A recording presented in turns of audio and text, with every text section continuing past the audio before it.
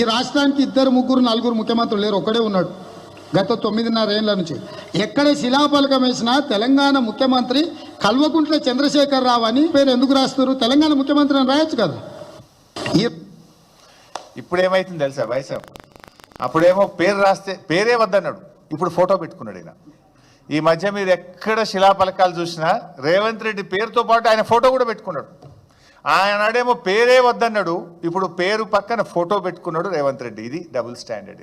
ఇక పేపర్ యాడ్లు, ఈ పేపర్ యాడ్ల విషయంలో కూడా ఆ రోజు దేశంలో అద్భుతమైన ప్రగతిని సాధించి తెలంగాణ జాతి సగర్వంగా ఈ దేశం ముందు తల ఎత్తుకునే విధంగా కేసీఆర్ గారు చేశారు. అత్యధిక స్థూల ఉత్పత్తి, అత్యధిక తలసరి ఆదాయము, నిరంతరాయ విద్యుత్ సరఫరా, ప్రతి ఇంటికి త్రాగునీటి సరఫరా, ఫ్లోరైడ్ రహిత రాష్ట్రము, అత్యధిక వరిధాన్య ఉత్పత్తి, ఇలా ఎన్నో గొప్ప కార్యక్రమాలు చేసి దేశం ముందు రాష్ట్రం యొక్క గౌరవాన్ని పెంచడానికి అప్పుడు మా ప్రభుత్వం ఏదో యాడ్స్ ఇస్తే ఆయన ఆ రోజు ఏం మాట్లాడిండో ఇవాళ ఏం చేస్తుండో ఒక్కసారి చూద్దాం.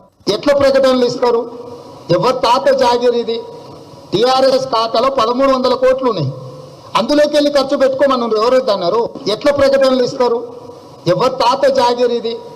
టీఆర్ఎస్ ఖాతాలో 1300 కోట్లు ఉన్నాయి. ఇప్పుడు చూస్తున్నారు కదా బైసాబ్, రోజు జాక్ పేజ్ యాడ్లు, ఇంకా ఉత్తుత్త యాడ్లు కూడా కాదు. ఇందిరాగాంధీ జయంతికి యాడే, రాజీవ్ గాంధీ వర్ధంతికి యాడే, ఉత్సవాల పేరు మీద యాడ్లే. రోజు మరి అడ్డగోలుగా ఎవరి జాగిరని ఇస్తున్నావు నువ్వు యాడ్లు? మరి ఎవరి డబ్బు? ప్రజల డబ్బును నువ్వు ఈ రకంగా నీ ప్రచారం కోసం ఏ రకంగా ఖర్చు పెడతావని మాకు అడగరాదా? అంటే మేమిస్తేనేమో బ్యాడ్ అట, ఆయన ఇస్తేనేమో యాడ్ అట. ఇది ఆయన 2 నాలుకల ధోరణి. అదేవిధంగా మూసీ విషయంలో ఆయన గారు ఏం మాట్లాడిందో కూడా మీ అందరికీ తెలుసు. ఇది ముఖ్యమంత్రి అయినాకనే మార్చిన మాట. ఇంక ఇది ప్రతిపక్షంలో ఉన్నది కూడా కాదు. మూసీ విషయంలో ముఖ్యమంత్రి అయినాకనే మాయా మచ్చింద్ర మాటలు చూస్తే అది నోరా మోరే అనిపిస్తుంది. ఒక్కసారి చూడండి. పరివాహక అభివృద్ధి కోసం 5 ఏళ్లలో 1,50,000 కోట్ల రూపాయలు 1,50,000 కోట్ల రూపాయలతోని ప్రణాళికలు సిద్ధం చేసి, మరి 1,50,000 కోట్లు అనేది ఎక్కడి నుంచి వచ్చింది? 1,50,000 కోట్లు అనేది ఎక్కడి నుంచి వచ్చింది? సుందరీకరణ అనేది ఎక్కడి నుంచి వచ్చింది?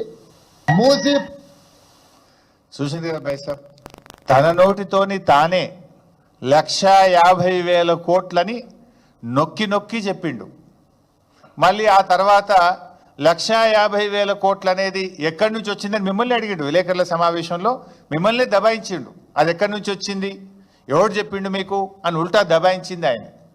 అంటే అనేది ఆయన్నే, ఉల్టా అడిగేది కూడా ఆయన్నే, దబాయించేది ఆయన్నే, మళ్ళీ బుకాయించేది ఆయన్నే, పుట్టించేటోడు ఆయన్నే, ప్రశ్నించేటోడు ఆయన్నే. అంటే ఎట్లా ఉంటుంది ఈయన తీరంటే, ఇది వెనకటికో సామెత ఉంటుంది, చెప్పటోనికి చెవుడైనా వినటోనికి వివేకం ఉంటుంది అనే ఒక సామెత ఉంది. కనీసం ఆ ఇంగిత జ్ఞానం కూడా రేవంత్ రెడ్డి గారికి లేకపోయింది. నేనే చెప్పినాను కనీసం ఉండాలి కదా ఆయనకు. ఇక అప్పట్లో మా ప్రభుత్వంలో కొంతమంది కొత్త రాష్ట్రం ఏర్పడ్డది, కొంతమంది సలహాదారులు అవసరమని ఆనాడు మా ప్రభుత్వం కొంతమంది సలహాదారులను పెట్టుకున్నది.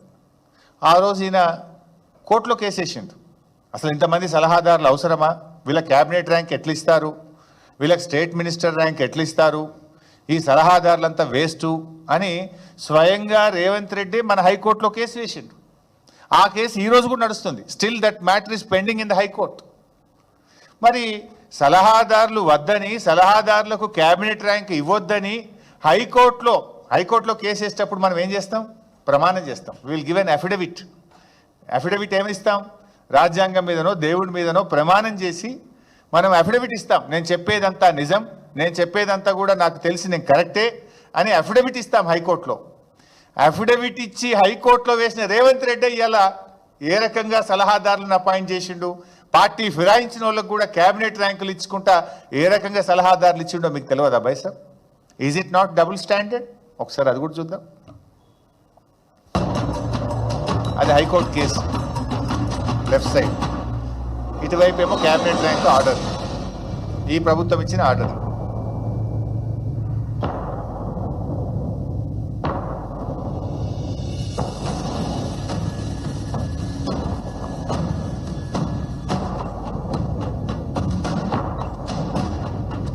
చాలా మందికి ఇచ్చిండు, పెద్ద లిస్ట్ ఉంది అది చదివితే పేర్లు, ఆ పేర్లన్నీ చదవాలంటే ఇంకా చాలా ఉన్నాయి. అంటే ఇప్పుడు ఆయనే సమాధానం చెప్పాలి. హైకోర్టులో నువ్వే అఫిడవిట్ ఇచ్చినావు, నీ సంతకంతో నువ్వు అఫిడవిట్ ఇచ్చినావు, క్యాబినెట్ ర్యాంక్ ఇది అన్యాయం, తప్పు, ఇది అన్కాన్స్టిట్యూషనల్ అన్నావు. ముఖ్యమంత్రి కాగానే మారిపోతుందా? ఇప్పుడు దీనికి ఆయనే సమాధానం చెప్పాలి. ఇక యూట్యూబ్ ఛానళ్ళ గురించి మీకు తెలిసి ఏమన్నాడు. ఆ రోజేమో యూట్యూబ్ ఛానళ్ళు చాలా గొప్పవి, మీరే గ్రేట్ అన్నాడు వాళ్ళని. ఇప్పుడు ఏమంటుండు యూట్యూబ్ ఛానళ్ళ మీద అంటే వీళ్ళందరూ కూడా అరాచక ఛానళ్ళు అట. వీళ్ళంతా అరాచక ఛానళ్ళు, వీళ్ళు అరాచకం చేస్తున్నారు. ఏం అరాచకం ఏమన్నా నీ బట్టలు ఇప్పుతురు అంతే, ఉన్నది ఉన్నట్టు నీ సంగతి అంతా బయట పెట్టిరు.